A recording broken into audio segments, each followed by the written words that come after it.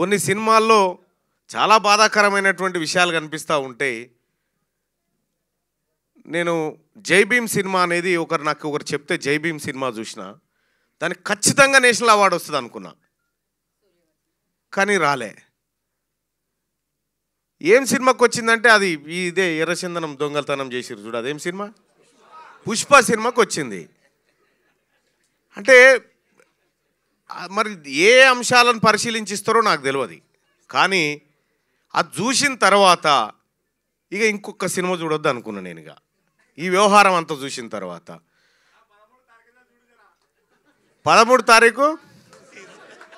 తారీఖు అవకాశం ఉంటే, అవకాశం నాకు దొరకాలనే కోరుకుంటా ఉన్నా, అవకాశం ఉంటే ఖచ్చితంగా ఈ ప్రణయ గోదావరి సినిమాకి నా కుటుంబంతో సహా పోతా, అవకాశం ఉంటే.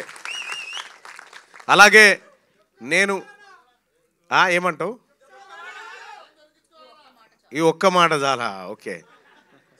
అయితే చిన్న సినిమాలని బ్రతికించడం కోసం ఎక్కడి నుంచో ఎవరో రారు, ఇద్దరు వ్యక్తులు మాత్రమే చేయగలుగుతారు. ఒకటి ప్రజలు, రెండోది ప్రభుత్వం.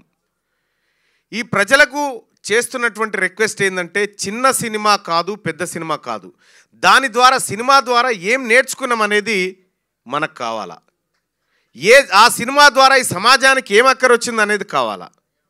అలాగే నేను తీన్మార్ వార్తలని నేను డిజైన్ చేసేటువంటి టైంలో V6లో నేను ఒక ముసలి క్యారెక్టర్లోకి ఎందుకు, అది మిత్రుడు కూడా పేపర్ వేసుకున్నా అని చెప్పి పేపర్ వేసినావా, నేను పేపర్ వేసే జర్నలిస్ట్గా మారిన, ఊర్లో పేపర్ వేసే మారిన. V6లో నేను తీన్మార్ డిజైన్ చేసే టైంలో నేను వార్త రాస్తే అసలు ఈ వార్త మీద నేను సమయం ఎందుకు కేటాయించాలి అనే క్వశ్చన్ మార్క్తో రాసుకుంటోని వార్తలు. ఆ తర్వాత ఆ క్యారెక్టర్ కానీ నాకు తెలియకుండానే ఒక నటన అనేది నా జర్నలిజంలో యాడ్ అయిపోయింది.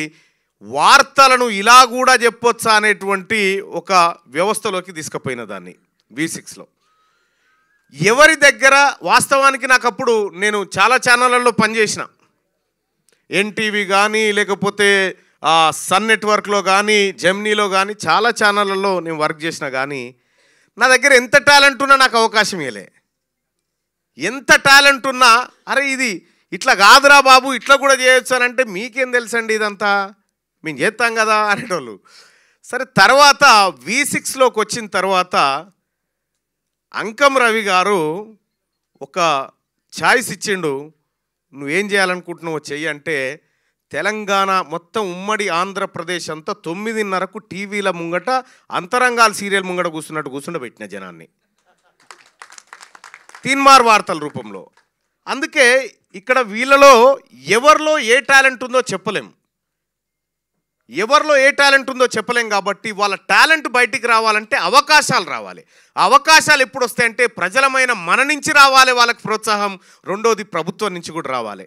నేను రాష్ట్ర ప్రభుత్వానికి కూడా నాదైనా అవకాశం వచ్చినప్పుడు ఖచ్చితంగా ముఖ్యమంత్రి గారితో మాట్లాడి ఈ లో బడ్జెట్ సినిమాలు ఏవైతే ఉన్నాయో, ఈ చిన్న చిన్న కళాకారులను ఎవరైతే అనుకుంటున్నారో, చిన్న కళాకారులు కాదు, నవమాసాలు మోసి ఇక్కడి వరకు ఈ సినిమాని తీసుకురావడం అంటే ఇది చిన్నోళ్ళు చేసే కార్యక్రమం కాదు, ఇది ఎంతో ఓర్పు నేర్పుంటేనే చేసేటువంటి కార్యక్రమం. ఇక్కడ ప్రొడ్యూసర్గా అప్పులు చేయడం, ప్రొడ్యూసర్గా ఆయన ఆవేదన అంతా మనం ఇప్పుడు చెప్పుకున్నాం. కానీ ఒక ప్రొడ్యూసర్కి సంబంధించినటువంటిది కాదు సినిమా. ప్రొడ్యూసర్ కాదు, ఈ సమాజం మీద చూపించేటువంటి ఇంపాక్ట్ కూడా ఎవరైతే దానికి గురవుతారో వాళ్ళ మీద కూడా ఈ ప్రభావం ఉంటుంది. కొన్ని చాలా గొప్ప సినిమాలు, మంచి కంటెంటు, చాలా మెసేజ్ ఇచ్చేటువంటి సినిమాలు ఎన్నో థియేటర్లలో ఆడకుండా వెళ్ళిపోయినటువంటి సినిమాలు ఉన్నాయి.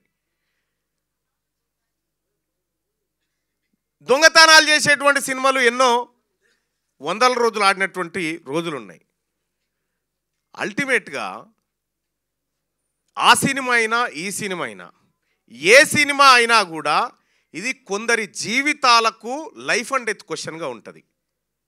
సో ఇటువంటి సందర్భంలో వాళ్ళు మరింత ఉత్సాహంతో ముందుకు పోయే విధంగా ప్రేక్షకులంతా ఆదరించాలని కోరుకుంటూ ఈ ప్రణయ గోదావరి సినిమా, ప్రణయ గోదావరి నాకు ఇప్పుడు నా కాన్స్టిట్యున్సీ అటు కృష్ణ ఇటు గోదావరి ఈ రెండు నదుల మధ్య ఉంటుంది నా కాన్స్టిట్యున్సీ వరంగల్, నల్గొండ, ఖమ్మం.